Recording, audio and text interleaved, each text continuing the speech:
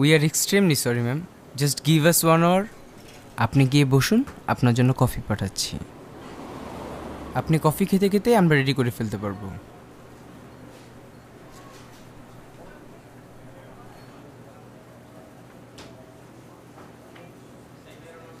শোনো, আমার ফিরতে একটু দেরি হবে। কেক রেডি হতে আরও 1 ঘন্টা লাগবে। আগেই তো অর্ডার করা, ওরা ডেলিভারি ডেট লিখতে ভুল করেছে।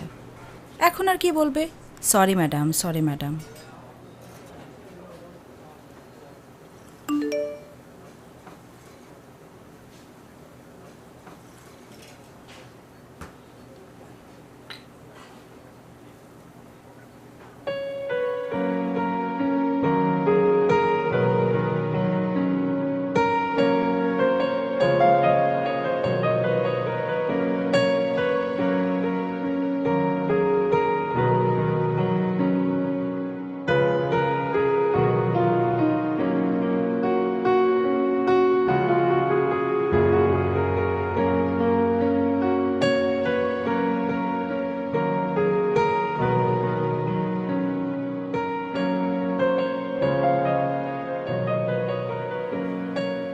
বসতে পারি?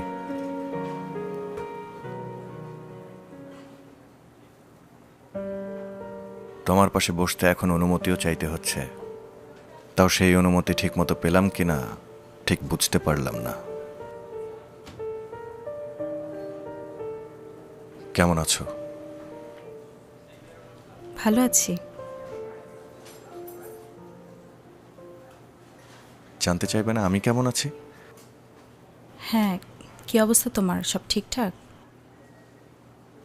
চলছে।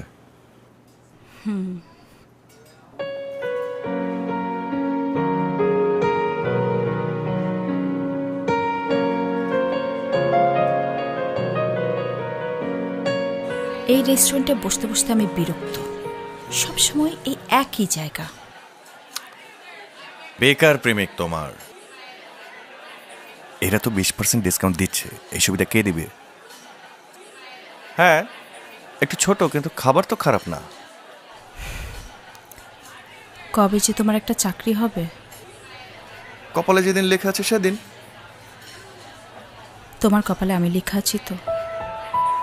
যিনি লিখেন তিনি জানেন। সোজা সাপটা উত্তর দাও। আম্মা প্রতিদিন বিয়ের কথা বলে, 2 দিন পর পর বিয়ের প্রস্তাব আসতেছে। আব্বা এবার খুব জোর করছে, বলছে এরকম সময় সবসময় থাকবে না, আর ভালো বিয়ের প্রস্তাবও আসবে না। তার মানে তোমার সময় এখন ভালো। হাসবা না। শোনো, আমি প্রতিদিন ইন্টারভিউ দিয়ে যাচ্ছি, আর তোমার প্রতিদিন বিয়ের প্রস্তাব আসছে। এটা থেকে আমরা কি শিখলাম? কি? একজন বেকার প্রেমিকের চাকরি হওয়ার সম্ভাবনা যত কমতে থাকে, তার প্রেমিকার বিয়ে হওয়ার সম্ভাবনা তত বাড়তে থাকে।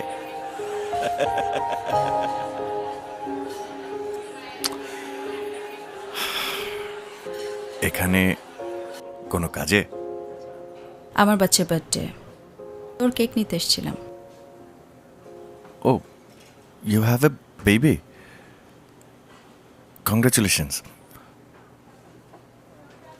বাচ্চা কত বড় হয়েছে? Thank you. আমার মেয়ের বয়স 4।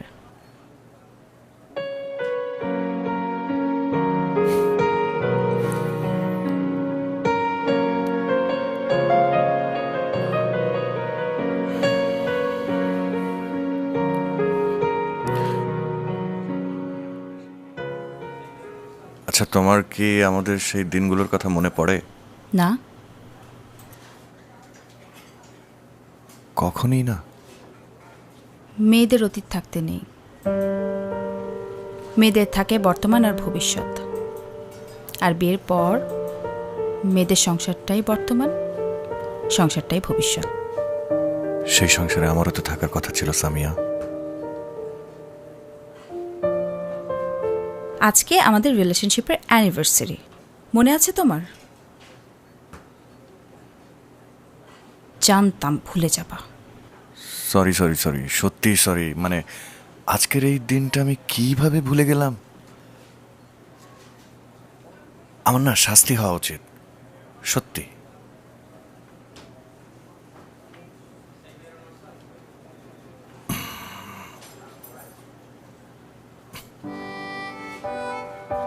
তোমার মনে ছিল? কি এটা? খোলো।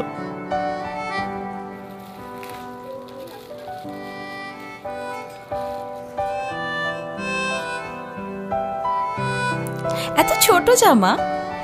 শোনো, আমাদের যখন বিয়ে হবে, ছোট্ট তুলতুলে পরীর মতো একটা মেয়ে বাচ্চা হবে। এই জামাটা তার জন্য রেখে দিও। সত্যি? আচ্ছা শোনো, আমরা কিন্তু বিয়ের পর প্রথম বছরই বাচ্চা নেব, ঠিক আছে? আচ্ছা, আমাদের মেয়ের নাম কি হবে? না, এটা কিন্তু বেশি বেশি হয়ে যাচ্ছে। নামটাম কিছু পরে ভাবা যাবে। না পরে কেন, এখনই বলো না। আরে রেখে দাও কিছু একটা। এসব নামটাম রাখার ব্যাপারে তো তুমি বেশি এক্সপার্ট। না, তোমাকেই রাখতে হবে, এখনই বলো। আরে নাছর বান্দা, তুলতুলে বাচ্চার নাম তুলতুল টুলটুল কিছু একটা রেখে দিও।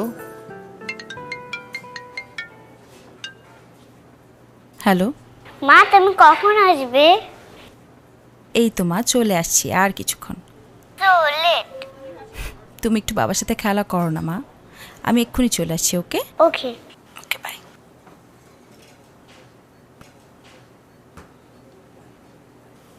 মেয়ে কার মতো হয়েছে?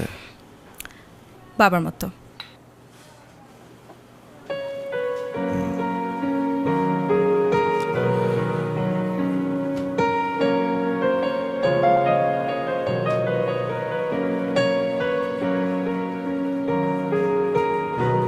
এভাবে আমার জীবন থেকে হারিয়ে গেলে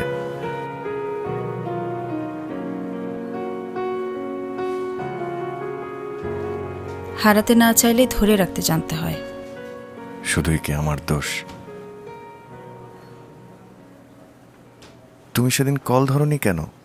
তার আগে 3-4 দিন তোমার মোবাইল কেন বন্ধ ছিল? কোথায় ছিলে তুমি? আব্বা খুব সিরিয়াস, আম্মার কথা এবার শুনবে না। সাথে আছে বড় ভাইয়া, আমাকে জাস্ট বাসা থেকে বিয়ে দিয়ে দিবে। ওনার প্রেম ভালোবাসা ভালো মন্দ কিছু বুঝতেছে না, ওনারা আমাকে জাস্ট বিয়ে দিয়ে দিবে। হাসান, তুমি একটু স্থির হও। সবকিছুরই তো সমাধান আছে, তাই না? হাসান, তুমি আমার জীবনের প্রথম। আমি আমার জীবনের শেষ দিন পর্যন্ত তোমার সাথে থাকতে চাই।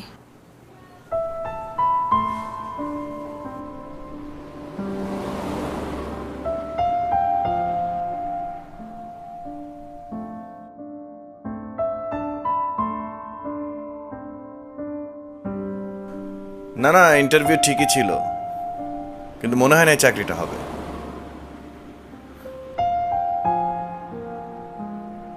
সামিয়া, কিছু হলো?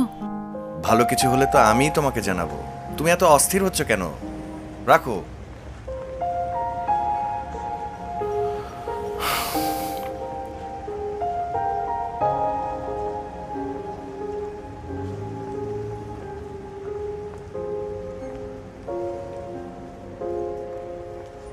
আপাতত দুই ফ্যামিলির কিছু মানুষজন নিয়ে বিয়েটা হয়ে যাক, পরে আমরা বড় করে আয়োজন করব। জি।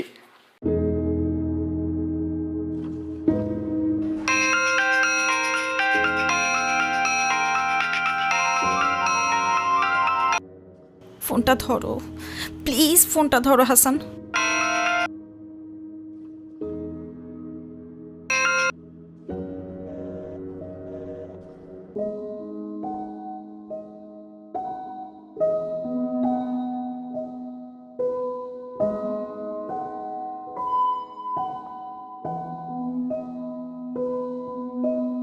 দুঃখিত, কাঙ্ক্ষিত নম্বরটিতে এই মুহূর্তে সংযোগ দেওয়া সম্ভব।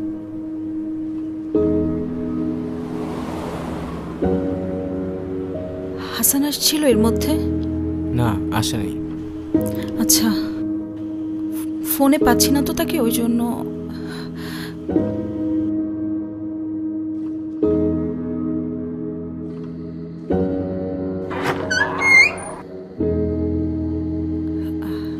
হাসান বাসায় আছে না? হাসান ভাই তো বাসায় নাই। চাকরি পাচ্ছিলাম না।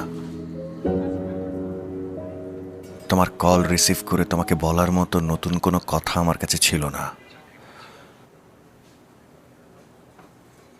চাকরি পাচ্ছি না, এই এক কথা কয়বার বলা যায়?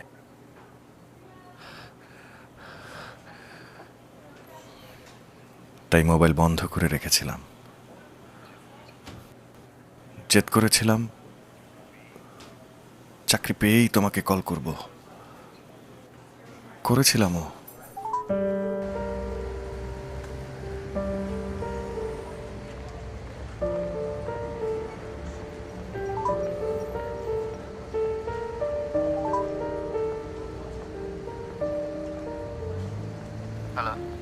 হ্যালো, আসসালামু আলাইকুম ভাইয়া। ওয়ালাইকুম সালাম। ভাইয়া সামিয়া কোথায়? অনেকক্ষণ ধরে কল দিয়ে যাচ্ছি, ওকে একটু ফোনটা দিবেন, একটা খুশির সংবাদ দেওয়ার ছিল। আমারও তো তোমাকে একটা খুশির খবর দেওয়ার আছে। কে আগে বলবে এখন? ভাইয়া আপনি বড়, আপনি আগে বলেন। আজ সন্ধ্যায় সামিয়ার বিয়ে হয়ে গেছে।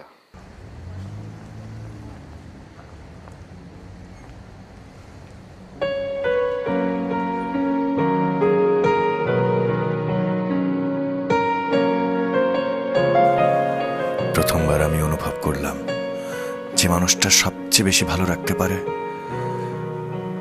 সে মানুষটা সবচেয়ে বেশি কষ্টও দিয়ে যেতে পারে। এত কিছুর পরেও আমি তোমার কাছে এসে কথা বলছি, কেন জানো? কারণ সবকিছুর পরও তুমি আমার প্রথম প্রেম। এই প্রেম আমাকে হাসিয়েছে, জীবনে মনে রাখার মতো কিছু মুহূর্ত দিয়েছে এবং কাঁদিয়েছে। কিন্তু তোমার কাছে এই প্রেম মূল্যহীন। স্বামী সংসার নিয়ে সুখেই আছো।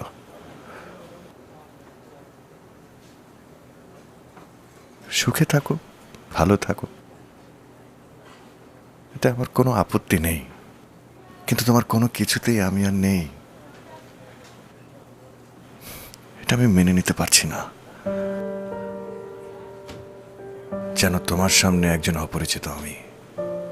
এক্সকিউজ মি ম্যাম, আপনার কেকটা রেডি, প্লিজ চেক করে জানাবেন। চেক করা লাগবে না, আপনি প্যাক করে গাড়িতে দিয়ে যান। ওয়েট, আচ্ছা, আমাদের মেয়ের নাম কি হবে?